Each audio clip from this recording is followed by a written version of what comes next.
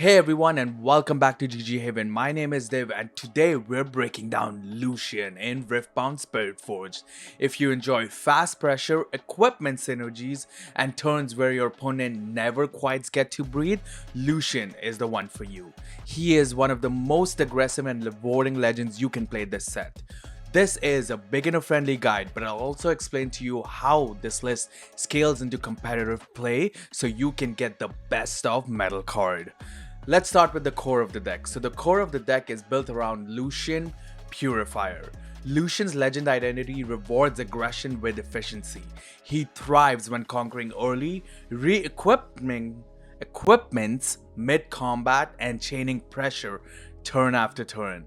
Your main champion unit is Lucian. He says basically has Weapon Master, and the first time I conquer each turn, ready me.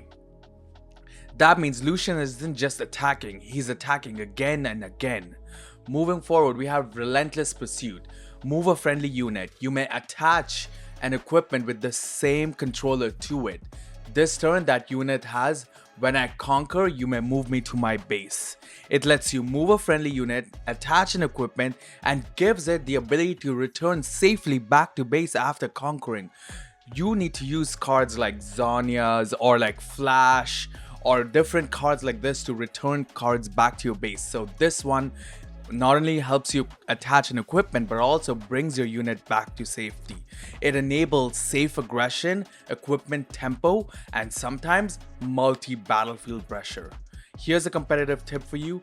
Lucian doesn't win by overcommitting. He wins by forcing those awkward interactions. Relentless Pursuit is way better used to protect the lead than to chase damage, and that's why this is a more aggressive build of Lucian. But where are we going to go with Lucian? So these are the battlefields that we're going to go with, because your battlefields reinforce your speed and flexibility. First, we have Forge of the Fluffed. Forge of the Fluff rewards equipment play and helps you snowball advantages. We have Obelisk of Power next. It smooths your early turns and keep your tempo consistent. Next, we have Sunken Temple. Gives late game value, helping you recover resources while still applying pressure. Together, these battlefields support aggression without running out of gas, which is exactly what Lucian wants. Moving forward, let's take a look at our champion units that we're running.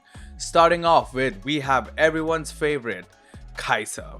Kaisa Victorious is super aggressive, card draw and conquer, and strong tempo pressure. With Lucian giving it assault, if an equipment is attached to it, it gets even more powerful and aggressive. Next, we have Kiana. Kiana Victorious, deflect plus card advantage, as well as sometimes, rune advantage, can be sometimes very hard to answer and a good response to those spell heavy decks. And then we have from set 2, Akshan Victorious. The card says, when you play me, if you paid the additional cost, move an enemy gear to your base. You control it until I leave the board. If it's an equipment, attach it to me. So you're basically using possession on one of their gears to use it effectively for yourself. So essentially, this can bring out some cheeky plays if you use equipment like Bone Shiver, right? Because you can take advantage of one of their equipments. Each of these champion forces interaction, and together they make it impossible for opponents to really get into your mind and figure out what is the play you're going for. Competitive tip for you, Lucian doesn't need to be your only threat. In tougher matchups, let Kaisa or Kiana be your bait interactions before absolutely committing with your Lucian Merciless, which we talked about earlier. Moving forward to our regular units. Starting off with, in the early game, we have everyone's favorite deflect unit, Pouty Poro. Pouty Poro along with First Mate. Both of these help establish early board presence to get you started aggressively. Next then, we have Ruined Runner. Cannot be chosen by enemy spells or abilities. Could be very strong against those spell heavy decks. Hard to interact with, and also with 5 might can hit extremely hard. Then we have Ferris Forerunner, one of my favorite cards in set 2. Pressures resources and punishes slow decks. Plus, on Death Kneel, you get to play 2 3 might mechs to fill up your board. Very helpful in times you need those units on board, or if you're just seeing spells. Moving forward, we have Bryn here, Thunderstorm.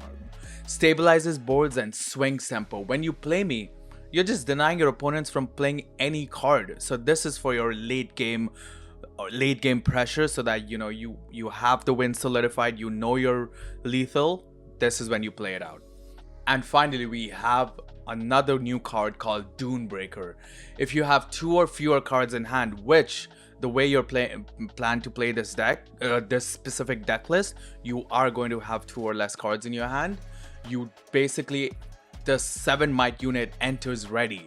And moreover, whenever Dunebreaker holds, you draw 2. So not only does it help give you that advantage when you're less on cards by being ready, but also fills up your hand.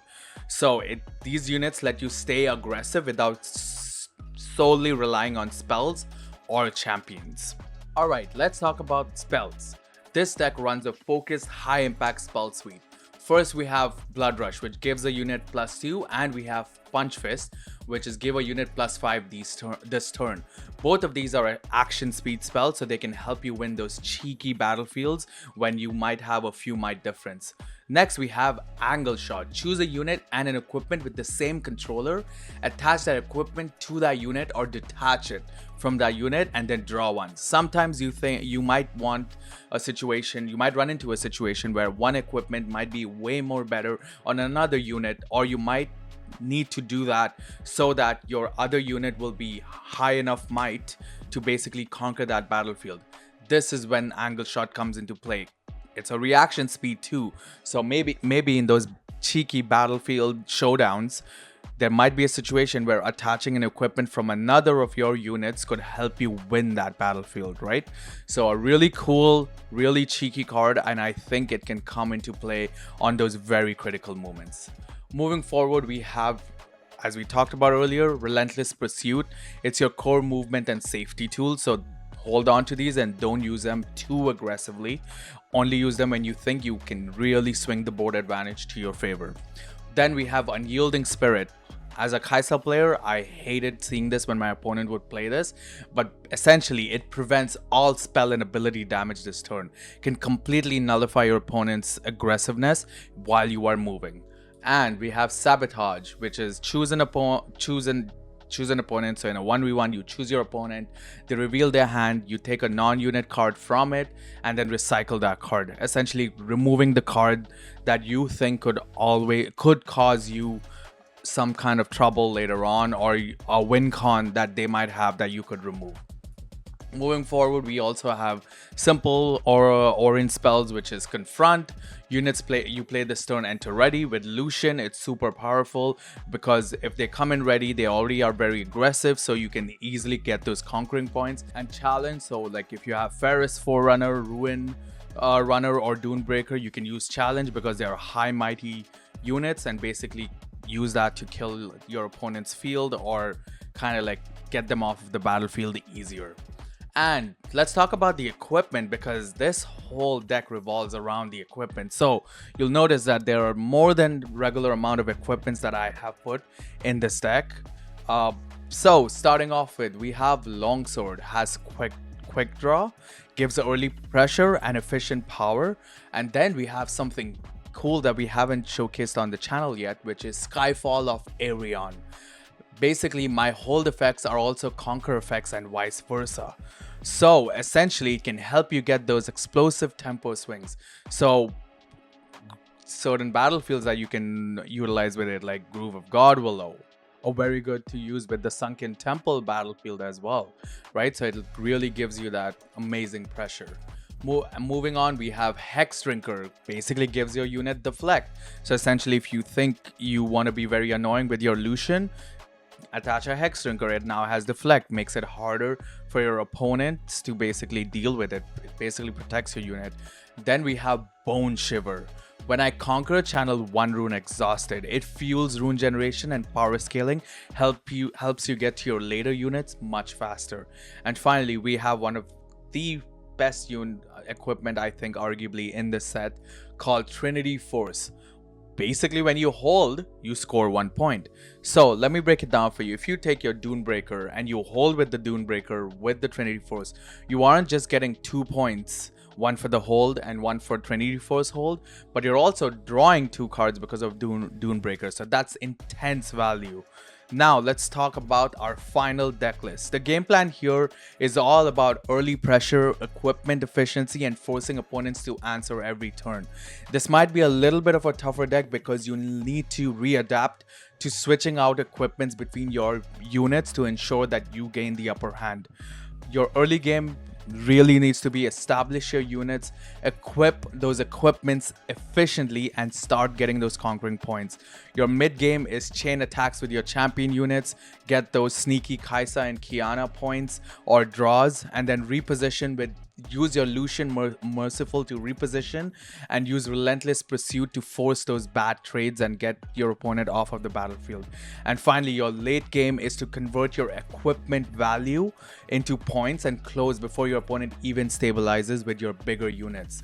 Let's say your Ferris Forerunner ends up getting or dying, you have extra mechs to even pressure even more by attaching equipments to them. So now if you enjoyed a kind of a control, tricky but also assaulted fast type of deck, this is for you because it rewards tempo, sequencing, and controlled aggression. It is a mid to an advanced type of deck, but I've tried to break it down for you so you could understand why I have used certain cards in this deck. If this guide helped you understand how Lucian really plays, hit that like button, subscribe for more Riftbound content, and let me know which legend you want to see next. We only have about 5 more legends left for Spiritforged, and we're about 2 weeks away from the launch of Spiritforged. Can you believe it? It looks like we were just doing Origins content a few months ago, but I'm super excited. We all are at Haven to go along this journey with you all, and can't wait to see you next time. Thank you.